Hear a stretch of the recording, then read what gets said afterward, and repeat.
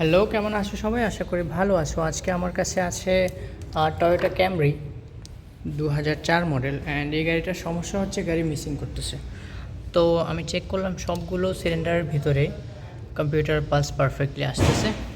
একমাত্র এই থার্ড সিলিন্ডারটার ভেতরে কম্পিউটার পালস আসতেছে না। কারণ কি, আমার মনে হয় কেউ এটা খোলার সময় টাচ হয়ে শর্ট হয়ে গেছে ইঞ্জিন কম্পিউটার। এইটা হচ্ছে সমস্যা। তো আজকে আমি তোমাদের দেখাবো কীভাবে তোমরা কম্পিউটার থেকে এই কম্পিউটারের কোথায় সমস্যা হয়েছে অ্যান্ড কী করলে গাড়িটা ঠিক করতে পারবে সেটা দেখিয়ে দেবো। ওকে, তো আমি এখান থেকে, এটা হচ্ছে কম্পিউটার পালস লাইন, দেখতে পাচ্ছ এই সেকেন্ড নাম্বার ওয়্যার, সবগুলোতেই সেকেন্ড নাম্বার ওয়্যার। তো আমি এটা থেকে ট্রেস করে কম্পিউটার পর্যন্ত যে লাইনটা গেছে ওটা নিয়েছি। তারপরে ইঞ্জিন কম্পিউটারটা ওপেন করলাম। তো তোমরা দেখতে পাচ্ছ যে এটাই হচ্ছে ইঞ্জিন কম্পিউটার এই গাড়ির। ওকে, আমি অলরেডি রিমুভ করে ফেলেছি। তো এরপরে প্রথমত কি চেক করতে হবে যে ওই রেসিস্ট্যান্সগুলো কোথায় আছে। তো আমি দেখলাম যে ওয়্যার ট্রেস করার পরে 1, 2, 3 অ্যান্ড 4, এটা হচ্ছে 4টা সিলিন্ডারের ওয়্যার। ওকে, তো এগুলো এখান দিয়ে গিয়ে দেখতে পাচ্ছ যে এখানে আসছে 1, 2, 3, 4। তো আমার হচ্ছে থার্ড সিলিন্ডার কাজ করছে না, আর দুটো সিলিন্ডারই কাজ করছে। তো এখন আমি চেক করব থার্ড সিলিন্ডার রেসিস্ট্যান্সটা ঠিক আছে কি না। ওকে, তো দেখতে পাচ্ছ আমি মাল্টিমিটার অলরেডি সেট করে নিয়েছি। অ্যান্ড এখন আমরা চেক করে দেখি যে কোন সিলিন্ডারটা ড্যামেজ হয়ে গেছে, কোন সিলিন্ডারের রেসিস্ট্যান্সটা ড্যামেজ হয়ে গেছে।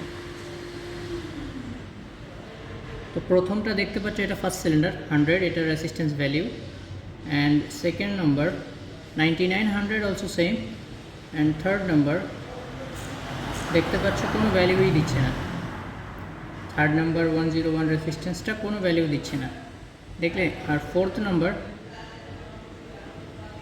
দেখো, ফোর্থ নাম্বারটাও 99, তার মানে এটাও কাজ করছে ঠিকঠাক মতো। তো সমস্যা হচ্ছে থার্ড নাম্বার সিলিন্ডারে। এই যে থার্ড নাম্বার সিলিন্ডার কাজ করছে না, তো থার্ড নাম্বার সিলিন্ডারের কোনো ভ্যালিউও দেখাচ্ছে না এটা। তো কী করতে হবে, এই 101 রেসিস্ট্যান্সটা রিপ্লেস করতে হবে। ওকে, আমি রিপ্লেস করার পরে দেখাবো ভ্যালু আসছে কি না। ওকে, তো এইভাবে তোমরা ফল্ট ট্রেস করতে পারো ওয়ারিংটা দেখে, ওয়ারিং ডায়াগ্রাম দেখে সুন্দরভাবে। তারপরে কোথায় ফল্ট বা কোন রেসিস্ট্যান্সটা খারাপ ইজিলি ট্র্যাক করে এটা রিপ্লেস করলে গাড়িটা ওকে হয়ে যাবে। ওকে, তো এখন আমি অন্য একটা ইঞ্জিন কম্পিউটার ECM নিয়ে এসেছি। এটার ভিতরে দেখো 101 সেম রেসিস্ট্যান্স আছে। তো আমি এটাই রিমুভ করে এখানে লাগিয়ে দেব। ওকে, তো আমি প্রথমে যে রেসিস্ট্যান্সটা রিমুভ করব ওটার ভ্যালিউ চেক করে নিলাম, দেখলাম ঠিক আছে ওটা। তারপরে ওই রেসিস্ট্যান্সটা রিমুভ করে নিলাম 101, দেখতেই পাচ্ছ। ওকে, এটা হচ্ছে ইউজড কম্পিউটার থেকে খুললাম। এরপর আমি অরিজিনালটার রেসিস্ট্যান্সটা রিমুভ করে এরপরে এই রেসিস্ট্যান্সটা ওটার ভিতরে বসিয়ে দিচ্ছি। তো অলরেডি ফিক্স করা শেষ।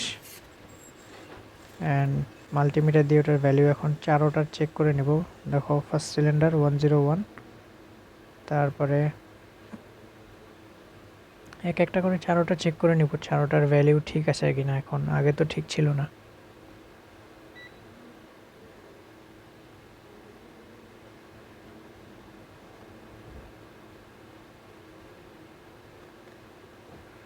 মাল্টিমিটার দিয়ে এক একটা করে সবগুলো সিলিন্ডারের ভ্যালু চেক করলাম, সবগুলোই ঠিক আছে, কোনো সমস্যা নেই। এক একটা করে চেক করলাম সব কিছু। তো এরপরে দেখতেই পাচ্ছ আমি মাঝখানে এই যে 101 একটা রেসিস্ট্যান্স চেঞ্জ করে নিয়েছি। 1, 2, 3, 4, থার্ড নাম্বার অলরেডি রিপ্লেস করে ফেলেছি। ওকে, তো এখন আমি গাড়িটা স্টার্ট করলাম। অ্যান্ড সবাই দেখতেই পাচ্ছ ইঞ্জিন কম্পিউটারে কোনো ইয়ে নেই, কোনো ওয়ার্নিং লাইট নেই। অ্যান্ড কম্পিউটার চেক করার পরেও ইঞ্জিনে কোনো ফল্ট নেই। আর ইঞ্জিনের ভিতরে কোনো মিসফায়ার নেই, একদম পারফেক্ট। তো কম্পিউটার যেটা রিপেয়ার করলাম ওটা একদমই ঠিক আছে, সব কিছু ওকে আছে। ওকে, তো আমার ভিডিও যদি তোমাদের কাজে আসে তো প্লিজ আমার চ্যানেলটা সাবস্ক্রাইব করো। ওকে, থ্যাংক ইউ।